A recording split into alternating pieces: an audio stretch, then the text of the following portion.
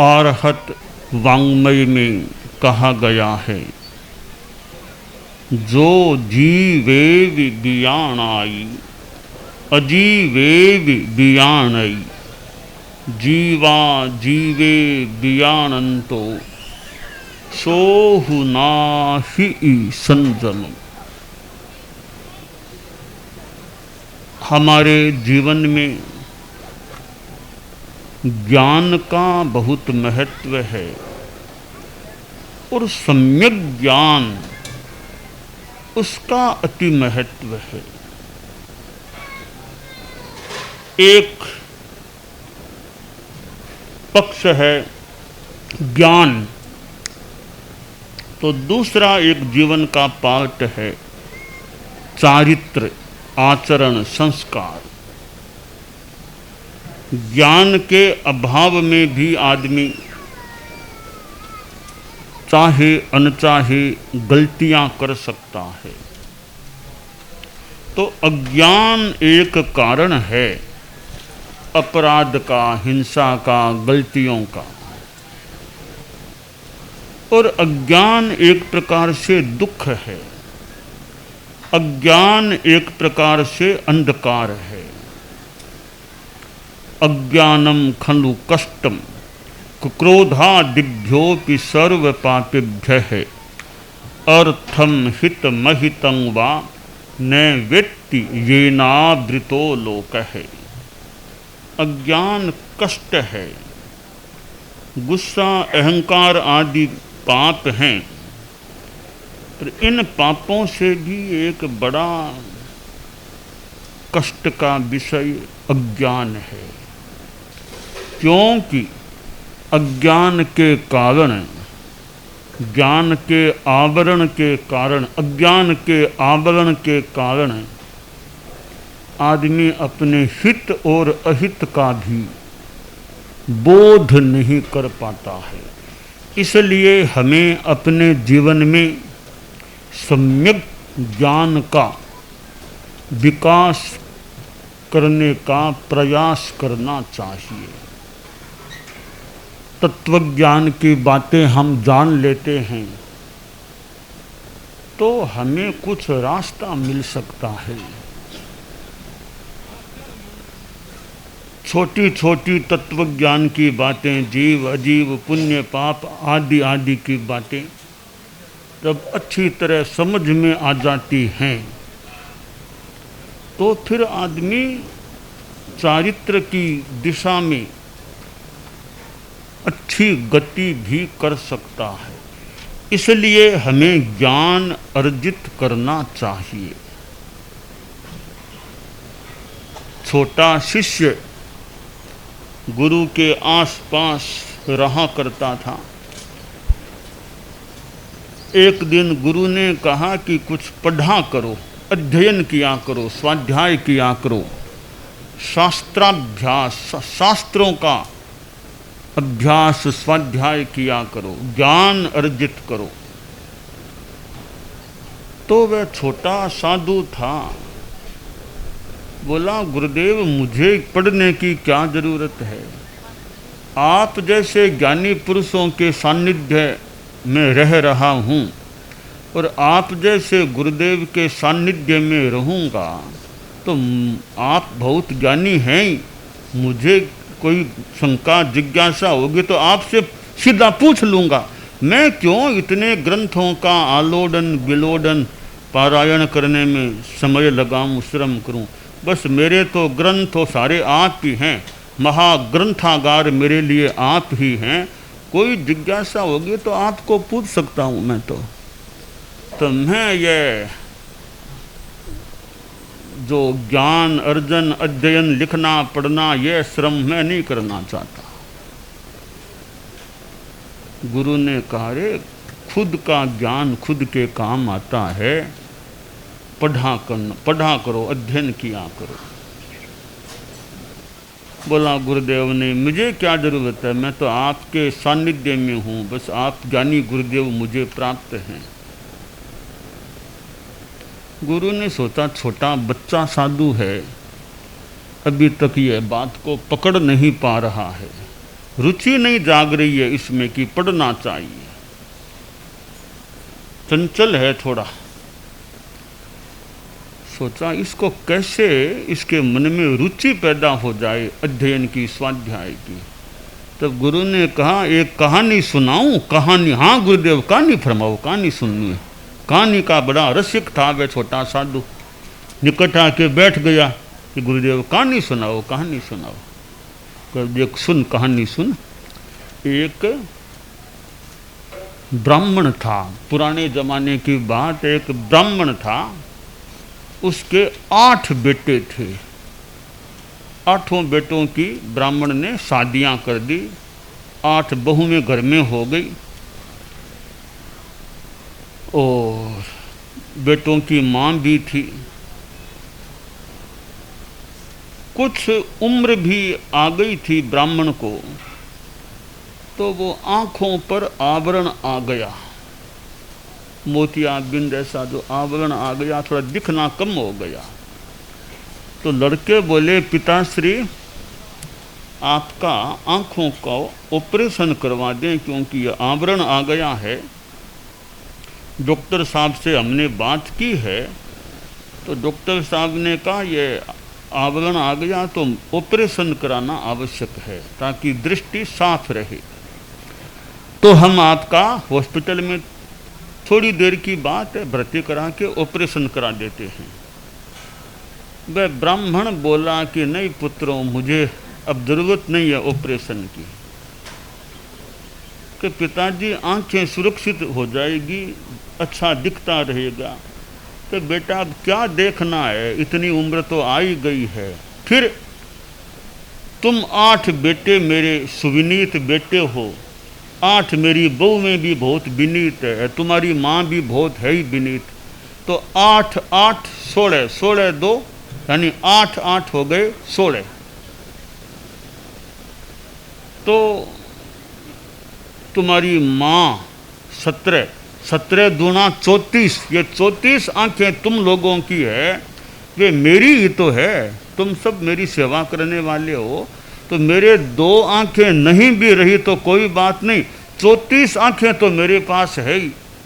8 8 1 यूँ 17 दूना 34 आंखें हैं। इन 34 आंखों के होते इन 2 आंखों के न होने से क्या खास बात है।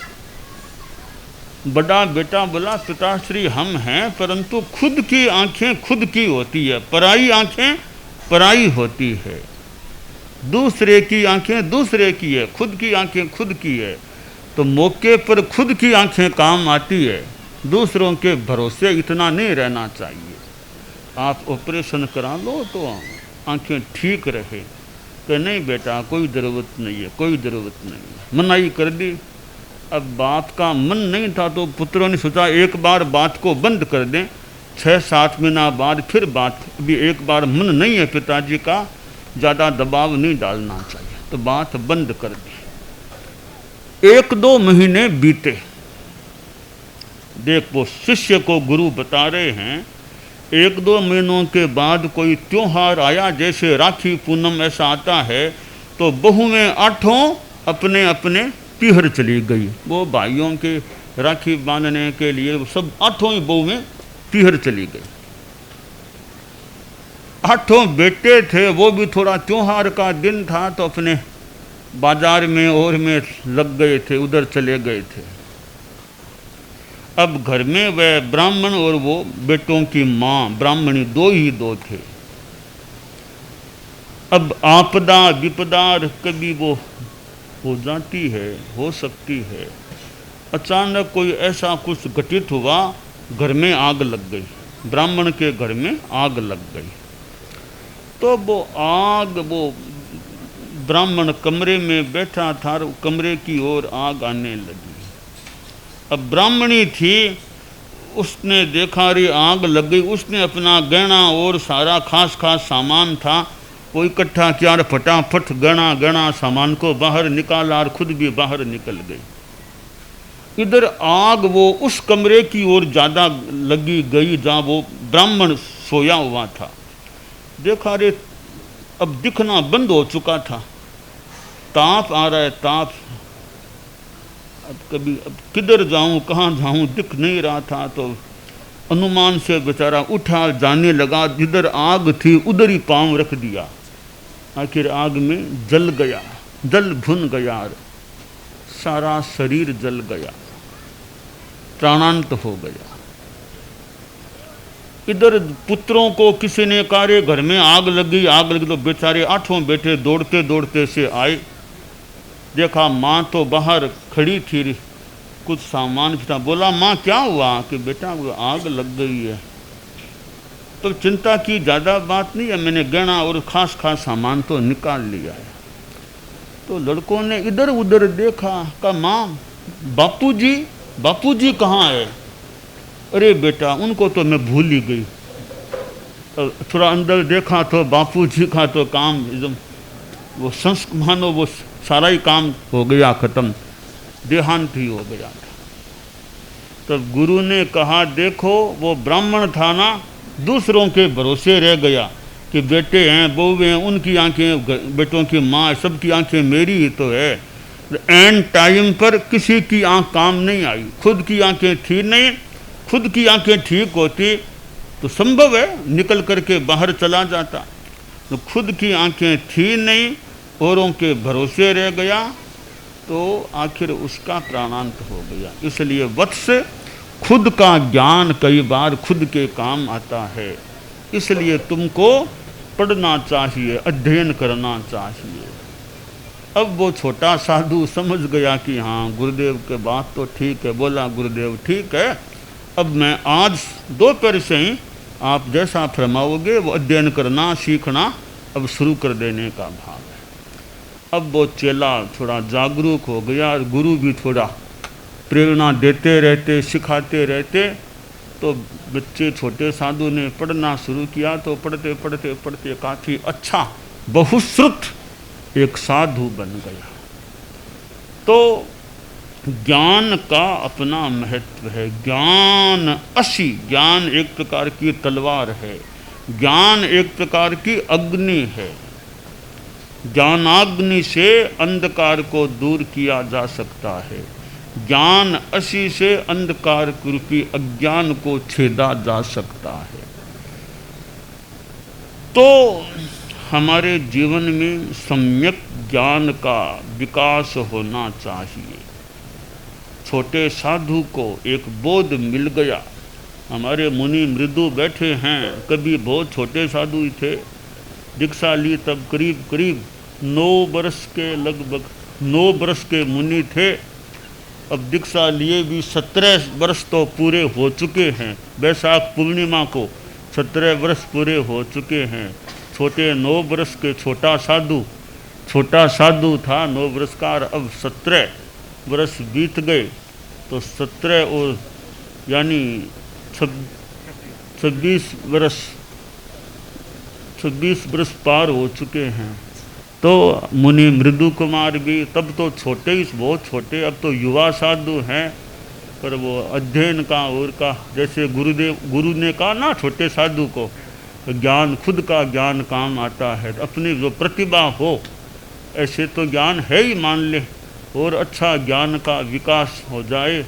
बहुश्रुत साधु हैं, विद्वत शिरोमणि, हाँ पढ़ते पढ़ते कभी कि विद्वत शिरोमणि बन सकें। बहुश्रुत शब्द है, वैसे वो भी अच्छा है, विद्वत शिरोमणि ही, तो थोड़ा वो अच्छा है। और बहुत अच्छे काम करते रहें, साथ में ज्ञान का भी जितना मन को लगा करके, जितना टाइम बैठे तो ज्ञान के क्षेत्र में भी आगे बढ़े। तो वो जैसे छोटा साधु था, आचार्य श्री महाप्रज्ञ जी के पास दीक्षित हुए थे मुनि मृदु, छोटे से साधु थे। आचार्य श्री के पास, हमारे पास यूँ मतलब रहा करते थे, अब भी हमारे आस पास यूँ रहते हैं।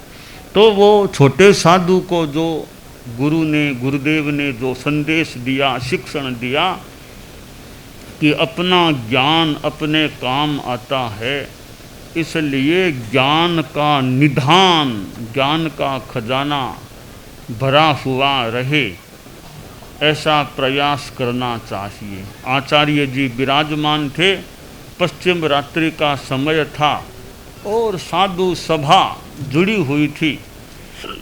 संत बैठे थे। आचार्य जी यदा कदा तत्वज्ञान के प्रश्न पूछना बताना ऐसा क्रम भी चलता रहता था आचार्य जी के सानिध्य में। तो एक बार आचार्य जी ने संतों से शिक्षा सीख देते हुए फरमाया कि संतों, तुम लोग तत्वज्ञान का विकास करो, तत्वज्ञान को पढ़ो, तत्वज्ञान का विकास करो।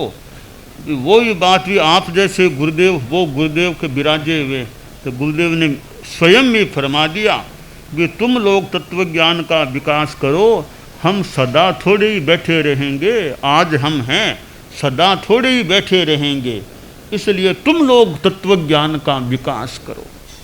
तो यह एक शिक्षा जो गुरु की है कि ज्ञान का, तत्वज्ञान का विकास होना चाहिए। तो यह स्वाध्याय के द्वारा हमारा ज्ञान का विकास हो सकता है। स्वाध्याय में मन लगा लिया जाए और थोड़ा गहराई में बैठने का प्रयास हो तो स्वाध्याय से भी बहुत एक कर्म निर्जरा का कार्य भी हो सकता है, अच्छा एक प्रकाश प्राप्त हो सकता है, फिर खुद की प्रज्ञा चेतना हो और वह निर्मल हो जाए तो अच्छी अच्छी बातें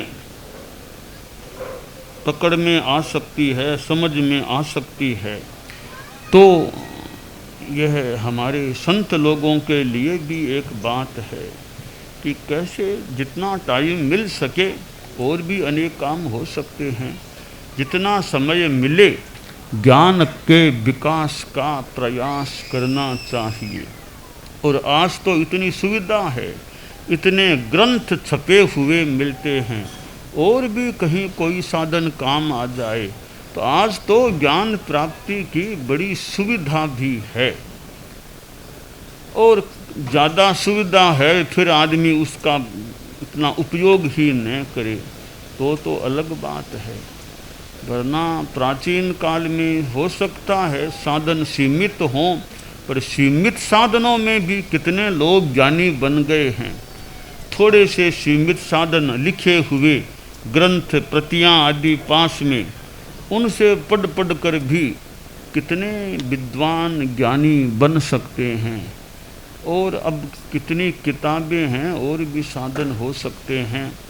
तो कैसे सद्ज्ञान, सम्यक ज्ञान का विकास हो, इस पर यथासंभव ध्यान देकर के संतों को, साधियों को, औरों को भी ज्ञान का विकास हो, ऐसा प्रयत्न करना चाहिए। ज्ञान के साथ फिर कैरेक्टर, चरित्र, वो भी अच्छा रहे। ये शिक्षा संस्थान जो हैं, शिक्षालय हैं, यहाँ ज्ञान दिया जाना, लिया जाना, इस रूप में यह स्थान है।